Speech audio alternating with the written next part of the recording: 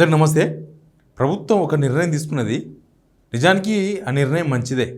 ఏంటంటే 6729 మంది ఎంప్లాయీస్ని, ఎవరు వీళ్ళంటే రిటైర్మెంట్ అయిపోయిన తర్వాత ఇంకా పదవులను పట్టుకుని ఊగులాడుతున్న వాళ్ళు, పదవుల్లో ఉన్నవాళ్ళు, వాళ్ళను తప్పించాలని ఏకంగా జీవో ఇచ్చింది. కొన్ని డిపార్ట్మెంట్కి already first list, second list అని చెప్పేసి వాళ్ళందరూ తప్పిస్తూ ఉన్నారు.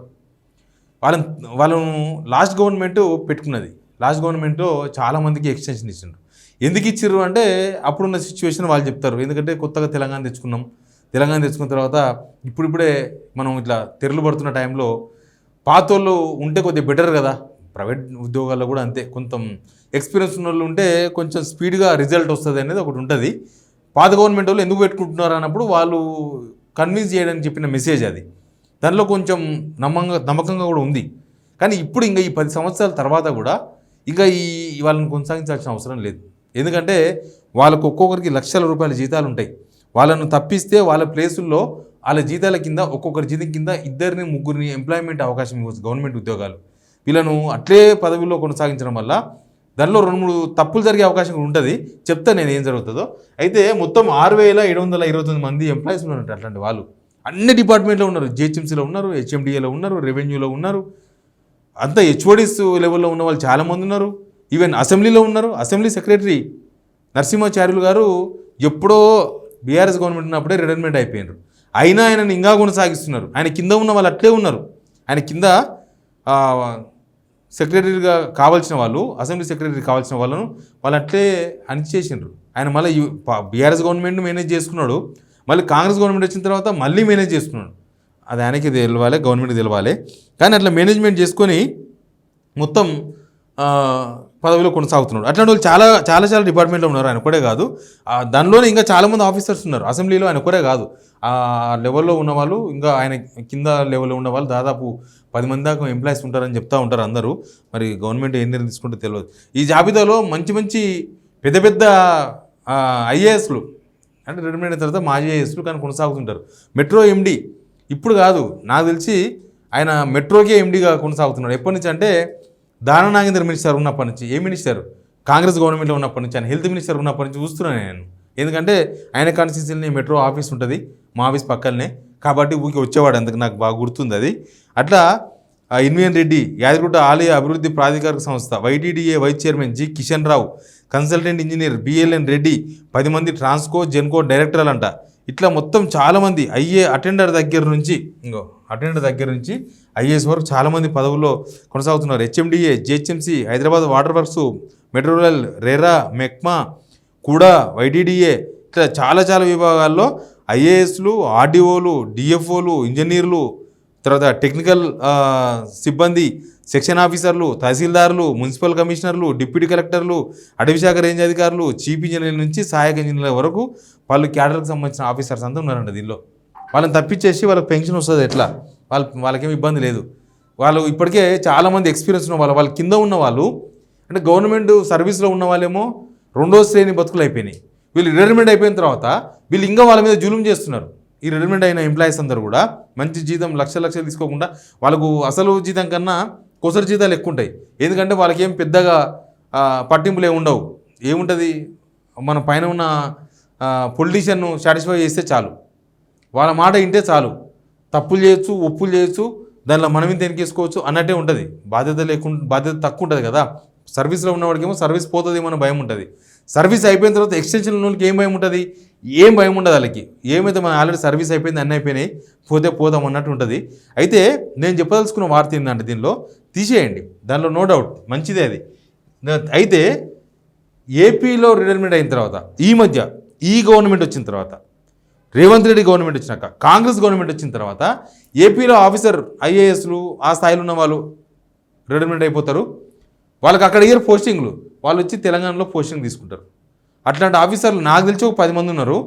వాళ్ళు మొత్తం లెక్కలు చేస్తే వాళ్ళు ఎంతమంది ఉన్నారో కూడా తెలియదు. వాళ్ళకు కూడా లక్షల రూపాయల జీతాలు, ప్రభుత్వ సౌకర్యాలు, ప్రభుత్వ కార్లు, ప్రోటోకాలు అన్నీ ఉంటాయి.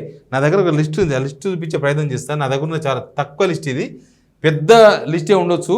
ఎందుకంటే తెలియని వాళ్ళు చాలామంది ఉండొచ్చు. మేము 6700 మంది తెలంగాణ వాళ్ళు ఉండొచ్చు. కానీ వీళ్ళు ఎంతమంది ఉన్నారు, వీళ్ళు కూడా 100ల సంఖ్యలో ఉన్నారేమో నాకు తెలియదు. ఏంది, Anila Vavilla as vice chairman and managing director of the Telangana renewable energy development corporation limited. Adityanath Das advisor to Telangana government irrigation and water. Irrigation డిపార్ట్మెంట్కి అడ్వైజర్ ఆదిత్యనాథ్ దాస్. మన తెలంగాణ ప్రాజెక్టుల మీద సిడబ్ల్యూసీకి రకరకాల కంప్లైంట్ చేసిన వాళ్ళు. మన కాళేశ్వరం కావద్దని కంప్లైంట్ చేసిన ఆయన, మన పాలమూరు రంగడు కావద్దని కంప్లైంట్ చేసిన తీసుకొచ్చి వీళ్ళు పెట్టుకున్నారు, అడ్వైజర్ పెట్టుకున్నారు. ఏమనాలి వీళ్ళను? తర్వాత Nimmagadda Ramesh Kumar as director general of administration staff college of India. మరి ఎవరు చుట్టాలి వీళ్ళంతా? చంద్రబాబు నాయుడు చుట్టాలా వీళ్ళు? నిమ్మగడ్డ అంటే చంద్రబాబు నాయుడు చుట్టాలే ఉంటారు ఖచ్చితంగా. ఆదిత్యనాథ్ దాస్ కూడా మరి ఎట్టయిందో నాకు తెలియదు. అనిల వావిల్లా. తర్వాత Edavalli Venkataswamy as Telangana wing of national students. అది వాళ్ళ పార్టీ ఇష్యూ, వాళ్ళకి ఏమైనా వేసుకొని.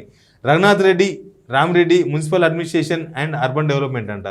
తర్వాత సూర్యదేవర ప్రసన్న కుమార్, ఇది పాత లిస్ట్ కాబట్టి పేరు ఉంది. సూర్యదేవర ప్రసన్న కుమార్ పెద్ద డ్రామా నడిపించిండు. రేవంత్ రెడ్డి ఏమన్నా అంటే నేను శిష్యుని కాదు, చంద్రబాబు ఇవ్వడు అని మాట్లాడతాడు. బయటకు వస్తే ఈయన అసలు ఈ పోస్టే లేదు అసెంబ్లీలో, కానీ అసెంబ్లీలో అడ్వైజర్ పోస్టు ఇప్పించారు. ఎప్పుడు ఇప్పించారు? రేవంత్ రెడ్డి గవర్నమెంట్ రాగానే ఇచ్చారు. తర్వాత చంద్రబాబు నాయుడు గవర్నమెంట్ రాగానే ఆయన ఇక్కడి నుంచి ఆయన కూడా విక్కొని పోయినాడు. ఎవరు ఇప్పించినట్టు ఆ పోస్టు? ఈ పోస్టును చూసిన తర్వాత మిగతా పోస్టులు కూడా రేవంత్ రెడ్డి గారికి అక్కడి నుంచి వచ్చిన రికమెండేషన్లే, గురువు గారి రికమెండేషన్లు శిష్యులు అమలు చేశారు అనేది చాలా క్లియర్గా అర్థమవుతుంది. ఆంజనేయ రెడ్డి ఐపీఎస్ మన దగ్గర లేరా? అభిషేక్ మను సింఘ్వి రాజ్యసభ మెంబర్. దాన్ని మనం ఏం చెప్తాం? ఆయన తెలంగాణ గొంతుకైతుందని చెప్పిండ్రు. ఆయన తెలంగాణ గొంతుకు దేనికైతుందో తెలుసా? తెలంగాణలో ప్రజాస్వామ్యం వర్ధిల్లకుండా ఎవరైతే పార్టీ మారిన ఎమ్మెల్యేలు ఉన్నారో వాళ్ళ తరపున వాదన జరుపుతుండే అక్కడ. కాబట్టి ఆయన తెలంగాణ గొంతుకు ఎట్టవుతాడు? కాంగ్రెస్ గొంతుకు అవుతాడు. తర్వాత Sriram Karri as director government of Telangana media and communications. Revanth Reddy garu చెబుతున్న 1,00,000 తప్పులు, మీడియాకి చెప్తున్న తప్పులు కావచ్చు, మీడియాకి చెప్తున్న అబద్ధాలు కావచ్చు, తర్వాత అది రేవంత్ రెడ్డి గారికి నష్టం జరుగుతున్న చాలా అంశాలను శ్రీరామ్ కర్రీ గారే తీసుకొచ్చి ఆయనకు అప్పచెప్తాడు. ఆయన చదువుతాడు.